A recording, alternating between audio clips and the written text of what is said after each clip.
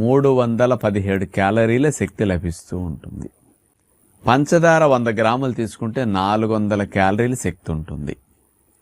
పంచదార కంటే తేనె తక్కువ వేసిన ఎక్కువ తీపి వస్తుందండి. క్యాలరీస్ తక్కువైనా ఇందులో ఉండే ఆ ఒరిజినాలిటీ, తేనెలో ఉండే ఈ కాంపోజిషన్ వల్ల ఆ తీపి ఎక్కువ ఉంటుంది. తేనెలో అనేక anti bacterial properties, anti fungal, antiviral, anti inflammatory ఇలాంటి అన్ని ప్రాపర్టీస్ ఉంటాయి. కాబట్టి అలాంటి తేనె ఎవరికైనా ఆరోగ్యానికి మంచిదే. సన్నగా ఉన్న మంచిదే, లావుగా ఉన్న మంచిదే. ఆ కోణంలో మీకు ఇన్ని ఫలితాలు వస్తాయి. ఏదో ఒక ఫలితం, న్యాచురల్ పంచదార వాడే బదులు తేనె వాడాం, ఫలితానికి మంచిది, సైడ్ ఎఫెక్ట్స్ అసలు ఉండవు.